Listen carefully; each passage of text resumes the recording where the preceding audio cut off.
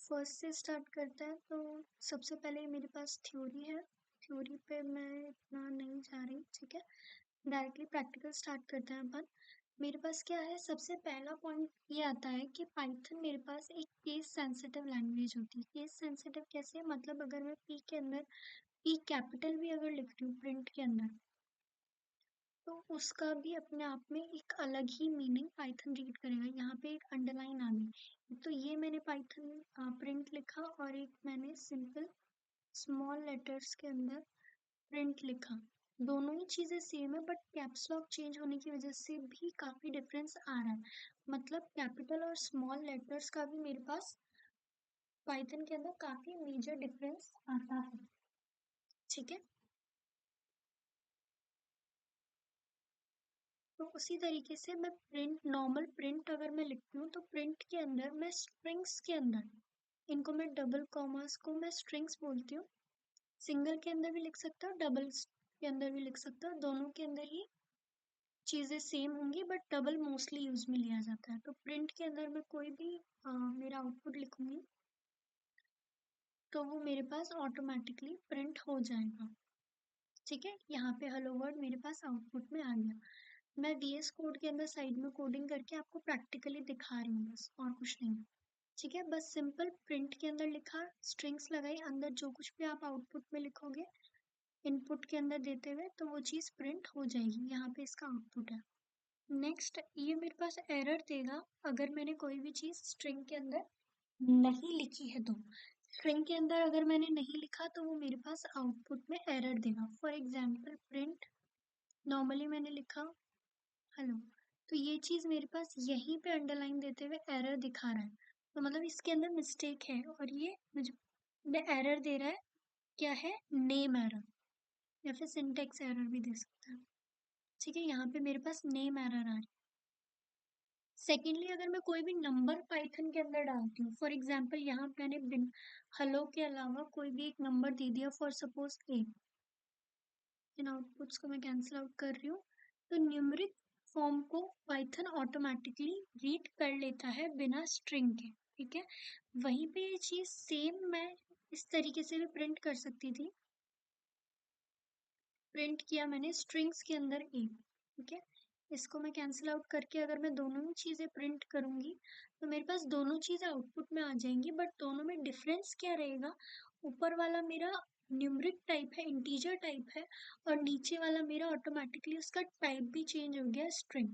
इसका टाइप अगर मुझे चेक करना है तो मैं टाइप भी चेक कर सकती हूँ उसका, ठीक है।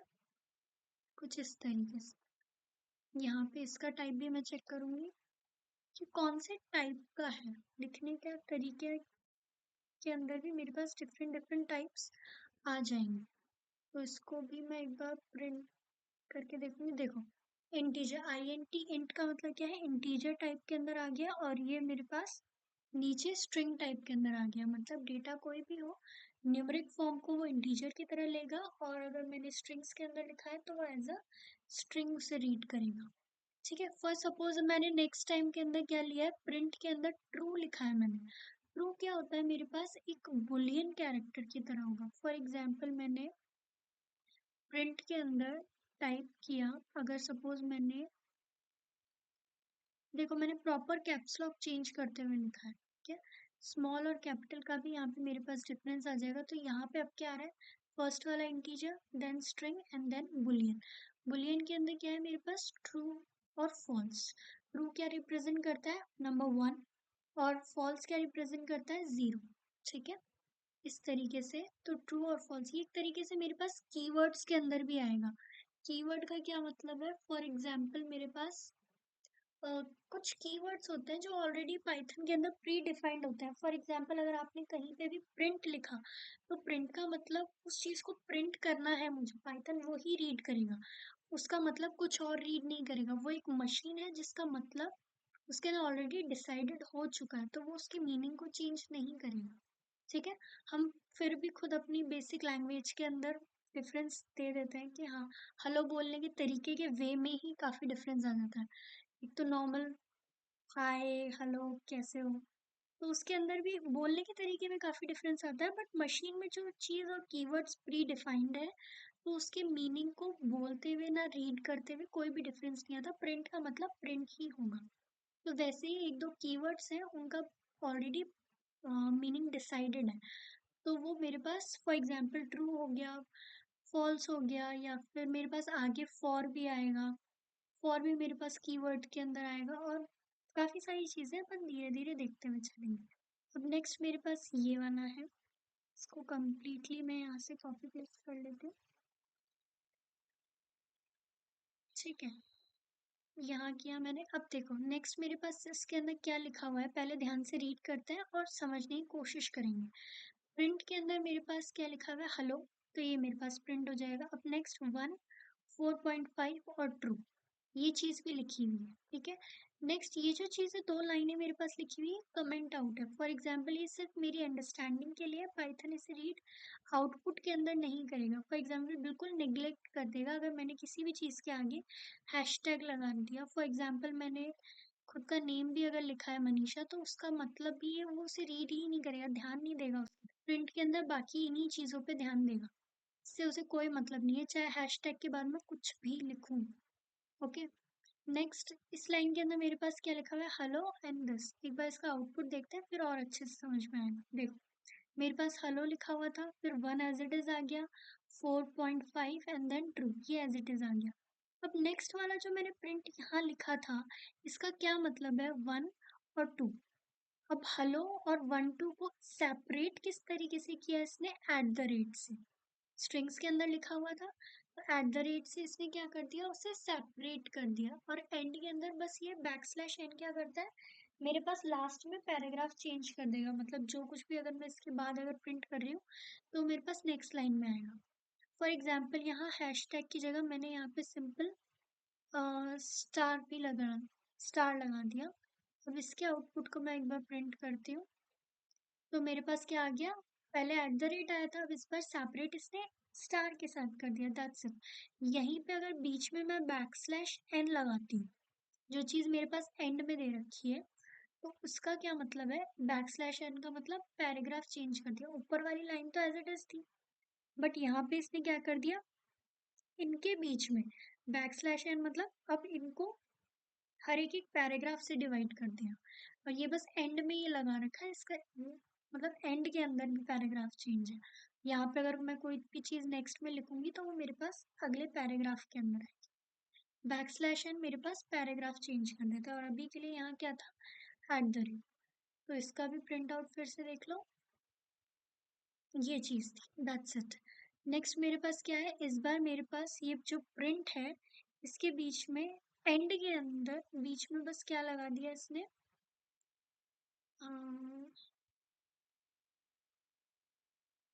रेज कर दिया। नेक्स्ट अब इसके अंदर इसने क्या किया, यहाँ पे ट्रू आ गया, ये तो मेरे पास ऑलरेडी था।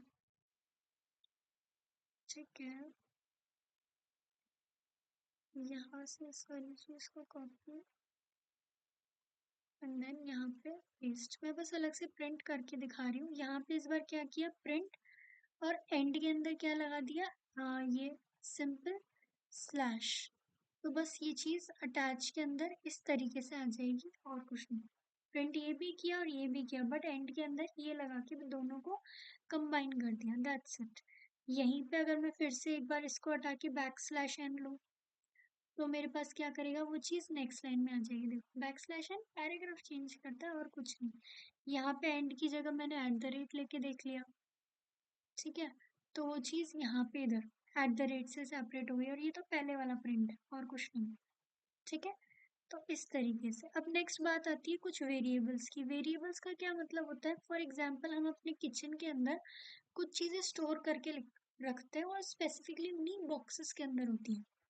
वैसे ही जो अपन मैथ्स के अंदर भी वेरिएबल डिसाइड करते थे, फॉर एग्जांपल पहले a प्लस बी का होल स्क्वायर वाला जो फॉर्मूला था, तो वहाँ पे a की वैल्यू वेरिएबल के अंदर एक तरीके से, फॉर एग्जांपल 3 डिसाइडेड है, तो यहाँ पे भी मेरी जो 3 की वैल्यू है वो किसके अंदर है, a के अंदर है। जिस तरीके से किचन में जो बॉक्सेस हैं उसके अंदर जो मसाले हैं वो इसके अंदर है। ठीक है। उसी तरीके से हमारे पास वेरिएबल के अंदर जो वैल्यूज है वो उनके अंदर स्टोर की जाती है।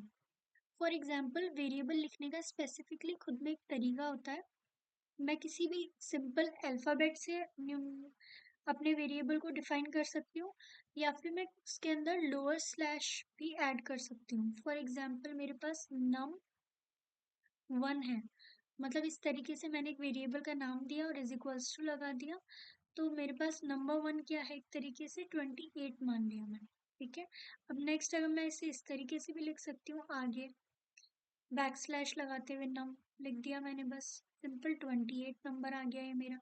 बट यहाँ पे क्या चीज़ है, मैं कोई भी अदर कैरेक्टर या मतलब स्पेसिफिक चीज़ नहीं लूँगी। फॉर एग्जाम्पल मैंने @ लिया और नम लगा के मैं लिखना चाहूँ तो ये मेरे पास यहाँ पे एरर यही शो कर रहा है। येलो लाइन भी मेरे पास एक एरर की तरह बता रहा है और ये रेड लाइन भी मेरे पास एक एरर की तरह ही बता रहा है। इसकी जगह मैं यहाँ पे कोई भी डॉलर का साइन या मतलब एक्सेप्ट दिस लोअर डैश, मैं कोई भी अदर नेम नहीं लूंगी अपने वेरिएबल का। और जो भी वेरिएबल का नाम देना चाहती हूँ मैं दे सकती हूँ, बट थोड़ा सा यूजर को अंडरस्टैंडेबल हो वैसा नाम अगर मैं दूंगी तो वो ज़्यादा ईजी रहता है। फॉर एग्जाम्पल कोई बड़ा सारा कोड अगर आपने लिख दिया अपने कोड के अंदर और सामने वाले को पता नहीं है या फिर थोड़ा अंडरस्टैंडेबल रहे, तो इसीलिए आप उससे थोड़ा, फॉर एग्जांपल अगर आप एक कैफे मैनेजमेंट सिस्टम बना रहे हैं या कोई भी किसी प्रोजेक्ट पे काम कर रहे हैं तो थोड़ा उससे रिलेटेबल नाम अपन वेरिएबल्स का देते हुए जाते हैं। फॉर एग्जांपल ये मैंने नम दिया, तो नम का ना क्या नंबर है कि ये जो नंबर 1 है, या हो सकता है मैं इसका नम 2 दे दूँ, तो ये नंबर 2 की वैल्यू है मेरे पास, किसी भी न्यू यूजर को रीड करने के लिए काफ़ी ईजी रहेगा। ठीक है। तो इसी तरीके से मैं अपने वेरिएबल का नेम जो है वो डिज़ाइन करती हूँ। ठीक है। किसी भी लेटर को भी मैं काफ़ी ध्यान रखूंगी। फॉर एग्जांपल कैपिटल और स्मॉल अगर मैंने लिखा है तो उसको रिपीटेडली कैपिटल में ही चलाऊंगी या फिर उसे स्मॉल में ही मैं आगे डिनोट करते हुए चलूंगी, दैट्स इट। और प्रिंट करने के लिए फॉर एग्जांपल यही वाला अपन ले लेते हैं। यहाँ पे अगर मैंने इसे दिया तो यहाँ हेलो और एंड के अंदर लोअर स्लैश, ये तो मेरी न्यू वाली है। ठीक है, इसी को मैं एक बार प्रिंट करवा के कॉपी करके यहाँ पे आपको इसका आउटपुट फिर से जनरेट करके बता दूंगी। यहाँ पे क्या है, वेरिएबल 1 है, 1 की वैल्यू क्या है, हेलो। वेरिएबल 2 है जिसके अंदर हेलो वर्ड लिखा हुआ है। प्रिंट मैं कर रही हूँ वेरिएबल को, तो यानी वेरिएबल के अकॉर्डिंग ये हेलो प्रिंट होगा, फिर 2 वाले के अंदर नीचे हेलो वर्ड प्रिंट होगा। ठीक है, इस तरीके से, बस दैट्स। नेक्स्ट मेरे पास ये लिखा हुआ है फॉर इज इक्वल्स टू 5 और प्रिंट फॉर। देखो मैंने क्या कहा था, कुछ कीवर्ड्स हैं हमारे पास और उन्हीं कीवर्ड्स के अंदर मेरे पास एक आता है फॉर। तो फॉर क्या है, उन्हीं कीवर्ड्स के अंदर डिसाइडेड है। फॉर का अपना एक अलग मीनिंग है पाइथन के अंदर, जो उसको काम असाइन कर रखा है, उसके अलावा ये कोई दूसरा काम नहीं करेगा। ये फॉर एग्जाम्पल अपन जब रेंज वगैरह पढ़ेंगे तो फॉर आई इन रेंज, तो वो चीज़ आ सकती है। तो उसी के अंदर जो फॉर का मतलब है वो ऑलरेडी डिफाइंड है।